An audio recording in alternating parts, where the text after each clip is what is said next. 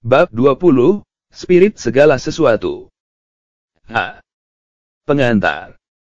Selama bertahun-tahun terjadi diskusi yang tak berujung pangkal tentang asal mula si jahat. Para teolog mengatakan bahwa Tuhan adalah cinta kasih dan Tuhan adalah Maha Ada. Jika hal ini benar, maka tidak ada tempat di mana Tuhan tidak ada. Kalau demikian, di mana si jahat, setan, dan neraka itu? Mari kita cermati, Tuhan adalah Spirit. Spirit adalah prinsip kreatif dari semesta. Manusia diciptakan di dalam gambaran Tuhan dan selaras dengan Tuhan. Maka, manusia adalah makhluk spiritual. Satu-satunya aktivitas yang dimiliki oleh Spirit adalah kekuatan berpikir. Maka, berpikir adalah proses kreatif. Jadi, semua bentuk merupakan hasil dari proses berpikir. Penghancuran bentuk pasti juga merupakan hasil dari proses berpikir. Gambaran bentuk yang bersifat hayalan merupakan hasil dari kekuatan kreatif pikiran, seperti pada hipnotisme. Gambaran bentuk yang nyata merupakan hasil dari kekuatan kreatif pikiran, seperti pada spiritualisme.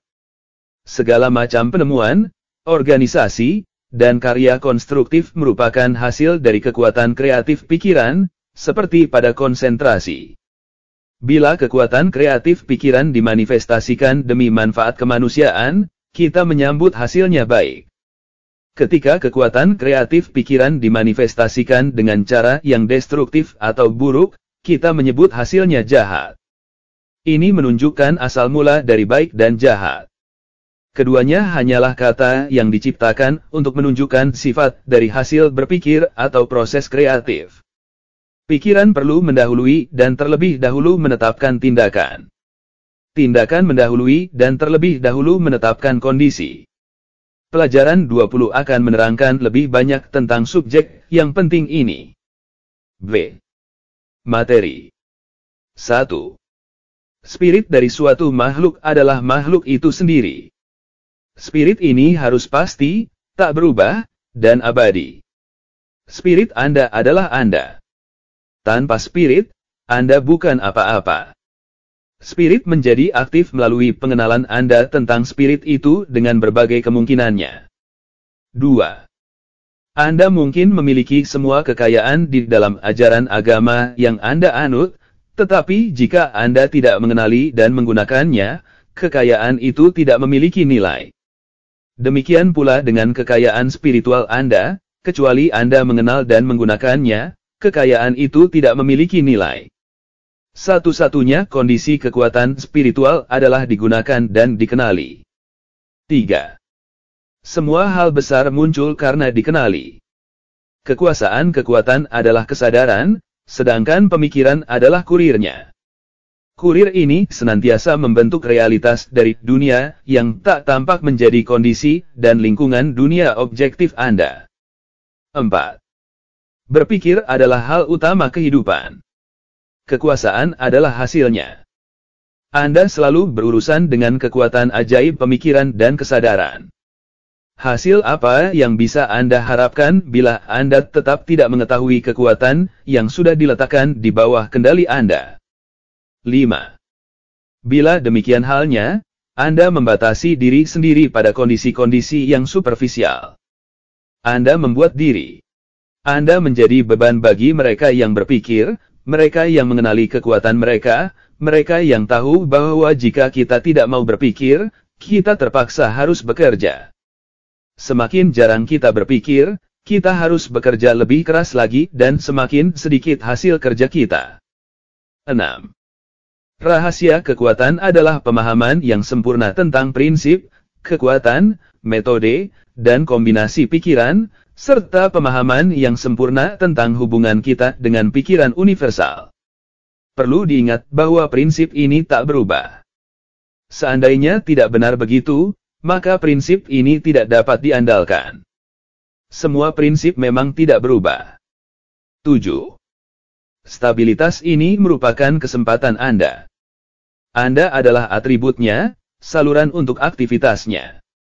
Pikiran universal bisa bertindak hanya melalui individu. 8. Bila Anda mulai memahami bahwa esensi pikiran universal berada di dalam diri Anda, yaitu Anda, maka Anda mulai melakukan ini itu. Anda mulai merasakan kekuatan. Inilah bahan bakar yang menyalakan imajinasi, yang menerangi obor inspirasi, yang memberikan vitalitas pada pemikiran, yang memungkinkan Anda berhubungan dengan semua kekuatan semesta yang tak terlihat. Kekuatan inilah yang akan memungkinkan Anda berencana tanpa takut dan melaksanakannya dengan piawai. 9. Tetapi, persepsi hanya muncul di dalam keheningan. Tampaknya, itulah kondisi yang dibutuhkan untuk semua tujuan yang besar. Anda memvisualisasikan entitas. Imajinasi adalah bengkel Anda. Disinilah ideal Anda. Harus divisualisasikan. 10. Karena pemahaman yang sempurna tentang kekuatan ini merupakan syarat utama untuk manifestasinya, visualisasikan berulang kali seluruh metode ini, sehingga Anda bisa menggunakannya kapanpun dibutuhkan. Kearifan yang tak terhingga menyertai bila kita mengikuti metode untuk memiliki inspirasi dari pikiran universal yang maha kuasa kapanpun juga. 11. Mungkin kita tidak bisa mengenali dunia di dalam diri ini, sehingga kita meniadakannya dari kesadaran kita. Tetapi, dunia di dalam diri ini tetap merupakan fakta dasar dari semua eksistensi. Bila kita belajar untuk mengenalinya, yang tidak hanya di dalam diri kita saja melainkan juga di dalam diri setiap orang, benda, dan keadaan, kita akan menemukan kerajaan surga yang dikatakan berada di dalam diri kita. 12. Kegagalan kita merupakan hasil dari berjalannya prinsip yang serupa. Prinsip ini tidak berubah, pelaksanaannya tepat, tidak ada penyimpangan. Jika kita berpikir tentang kekurangan, keterbatasan, ketidakselarasan, kita akan mendapatkan buahnya. Jika kita berpikir tentang kemiskinan, ketidakbahagiaan, atau penyakit, maka kurir pemikiran akan menjalankan perintah dengan segera, seperti halnya pemikiran apapun lainnya, dan hasilnya pun sama pastinya. Jika kita takut akan bencana yang akan datang, sama saja dengan kita berkata, apa yang kutakutkan telah datang padaku. Jika kita berpikir sesuatu yang tidak menyenangkan secara serampangan, kita akan menarik ke diri kita sendiri hasil dari ketidakpedulian itu. 13. Kekuatan pikiran ini, jika dipahami dan digunakan dengan benar, merupakan alat hemat tenaga terbesar yang tak pernah terbayangkan. Sebaliknya, jika dipahami atau digunakan secara tidak benar, kemungkinan besar hasilnya akan menghancurkan, seperti yang bisa kita lihat.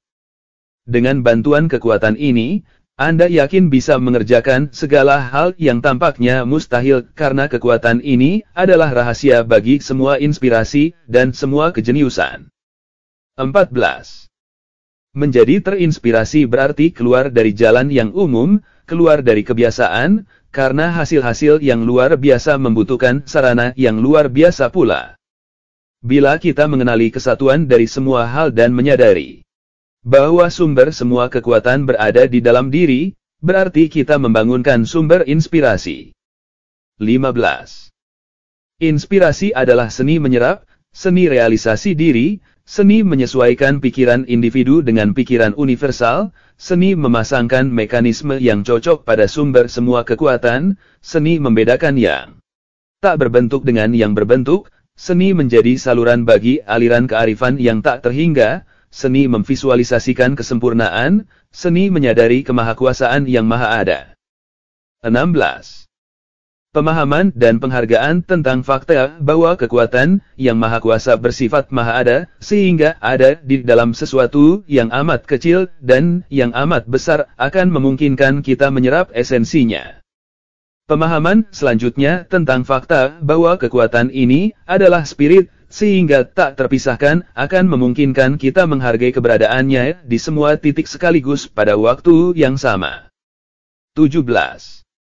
Pemahaman tentang fakta-fakta ini, baik secara intelektual maupun secara emosional, akan memungkinkan kita meneguk dalam-dalam dari samudera kekuatan tak terhingga ini.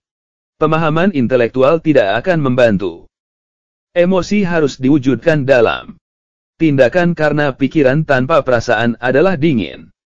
Kombinasi yang dibutuhkan adalah pikiran dan perasaan. 18. Inspirasi berasal dari dalam diri. Keheningan diperlukan, indera harus ditenangkan, otot dirilekskan, ketenangan diolah.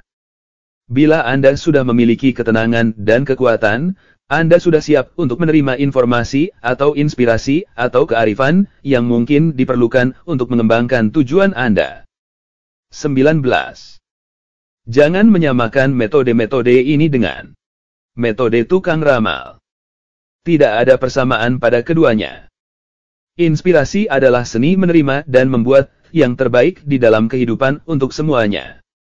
Urusan Anda di dalam kehidupan adalah memahami dan memerintah kekuatan-kekuatan yang tak tampak ini, alih membiarkan mereka memerintah dan menguasai Anda. Kekuatan menyiratkan pelayanan. Inspirasi menyiratkan kekuatan. Bisa memahami dan menerapkan metode inspirasi ini berarti menjadi manusia unggul. 20. Kita bisa hidup dengan lebih berkelimpahan setiap kali bernapas, jika kita bernapas dengan niat seperti itu.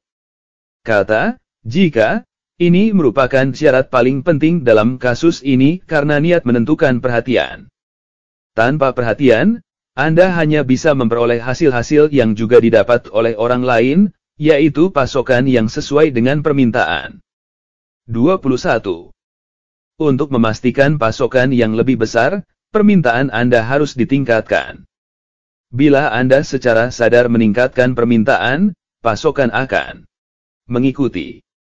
Anda akan menemukan diri Anda memperoleh pasokan hidup, energi, dan vitalitas yang jauh lebih besar. 22. Tidak sulit untuk memahami alasan hal ini. Tetapi, inilah misteri tentang kehidupan yang vital lainnya dan umumnya tidak dihargai. Jika Anda menjadikannya milik Anda akan mendapati salah satu realitas kehidupan yang besar. 23. Kita diberitahu bahwa, di dalam Dia kita hidup, kita bergerak, dan kita ada. Dan kita diberitahu bahwa, Dia adalah spirit, dan juga, Dia adalah cinta kasih. Jadi, setiap kali bernapas, kita menghirup kehidupan, cinta kasih, dan spirit ini. Inilah energi prana, atau eter prana. Kita tidak bisa hidup sedetik pun tanpa energi ini. Inilah energi kosmik. Inilah kehidupan plexus solar. 24. Setiap kali bernapas, kita mengisi paru-paru kita dengan udara, dan pada saat yang sama menyegarkan tubuh kita dengan eter prana ini, yang merupakan kehidupan itu sendiri. Dengan demikian, kita memiliki kesempatan untuk menjalin hubungan yang sungguh-sungguh dengan semua kehidupan, semua kecerdasan, dan semua substansi. 25. Pengetahuan tentang hubungan dan kesatuan Anda dengan prinsip ini, yang mengatur semesta dan metode sederhana yang Anda gunakan secara sadar untuk menyamakan diri dengannya, akan memberi Anda pemahaman ilmiah tentang suatu hukum. Hukum ini bisa Anda gunakan untuk membebaskan diri Anda dari segala macam penyakit, kekurangan, atau keterbatasan.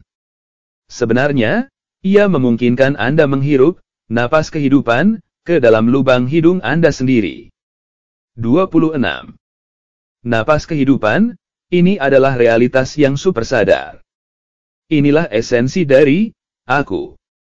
Inilah keberadaan murni atau substansi universal. Kesatuan sadar kita.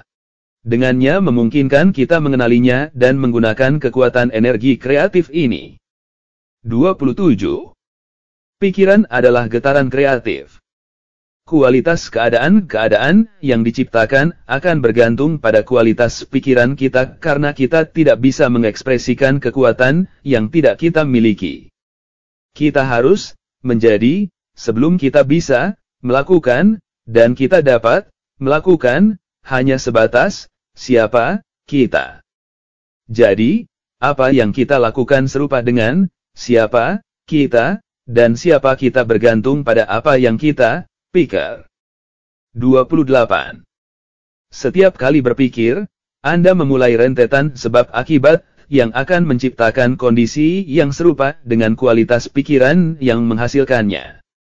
Pikiran yang selaras dengan pikiran universal akan menghasilkan kondisi-kondisi yang serupa. Pikiran yang destruktif atau tidak harmonis akan menghasilkan akibat-akibat yang juga serupa. Anda bisa menggunakan pikiran secara konstruktif atau destruktif, tetapi hukum yang kekal tidak akan memungkinkan Anda mengembangkan satu jenis pikiran dan menghasilkan buah pikiran yang berjenis lain.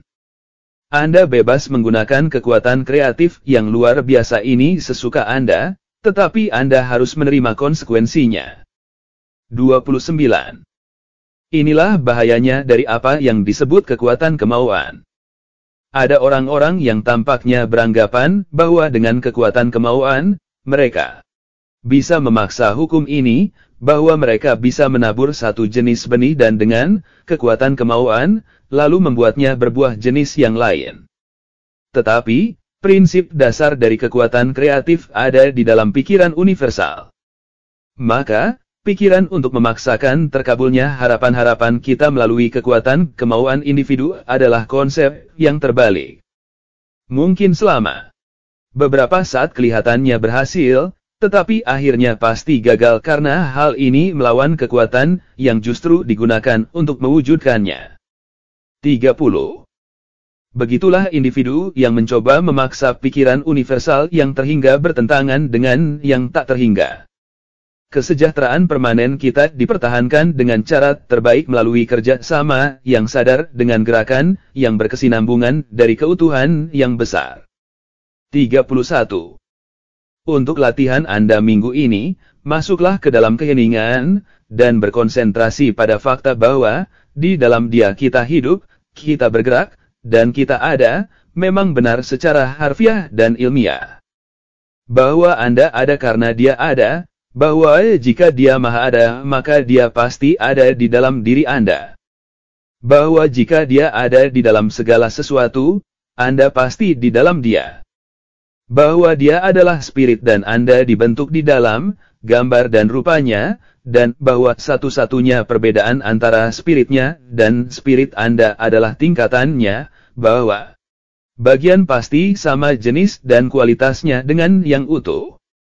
Bila Anda bisa menyadari hal ini dengan jelas, berarti Anda telah menemukan rahasia kekuatan kreatif pikiran, Anda telah menemukan asal mula yang baik dan yang jahat. Anda telah menemukan rahasia dari kekuatan konsentrasi yang luar biasa. Anda telah menemukan kunci atas solusi setiap masalah, entah itu fisik, keuangan, atau lingkungan. C. Tanya jawab. 1. Kekuatan bergantung pada kondisi apa? Pada pengenalan dan penggunaan. 2. Apakah pengenalan itu? Kesadaran. 3. Bagaimana kita menjadi sadar akan kekuatan? Dengan berpikir. 4. Kalau begitu, apa hakikat kehidupan yang sebenarnya? Berpikir secara benar dan ilmiah. 5. Apakah berpikir secara benar dan ilmiah itu? Kemampuan untuk menyesuaikan proses-proses pemikiran kita dengan kemauan pikiran universal. Dengan kata lain, bekerja sama dengan hukum alam. 6. Bagaimana hal ini dicapai? Dengan memiliki pemahaman yang sempurna tentang prinsip, kekuatan, metode, dan kombinasi pikiran. 7. Apakah pikiran universal itu? Fakta dasar dari semua eksistensi. 8. Apa penyebab dari semua kekurangan, keterbatasan, penyakit, dan ketidakselarasan? Hal ini disebabkan karena berjalannya hukum yang serupa. Hukum itu beroperasi tanpa belas kasih dan terus-menerus memunculkan kondisi-kondisi yang sesuai dengan pikiran yang menghasilkan atau menciptakannya. 9. Apakah inspirasi itu? Seni menyadari akan sifat Maha Ada dari Yang Maha Kuasa. 10. Keadaan-keadaan yang kita lihat itu bergantung pada apa? Pada kualitas pikiran kita. Apa yang kita lakukan bergantung pada siapa diri kita, dan siapa kita bergantung pada apa yang kita pikirkan. Belajar tanpa berpikir adalah kerja sia-sia, berpikir tanpa belajar itu berbahaya. Pikiran yang hening adalah agen terdahsyat di dalam hubungan manusia. Channing. Kekuatan berpikir dengan teratur, mendalam, dan jelas adalah musuh yang diakui mematikan bagi kekeliruan dan kesalahan besar, tahayul, teori tak ilmiah, kepercayaan irasional, antusiasme tak terkekang, fanatisme. Haddo.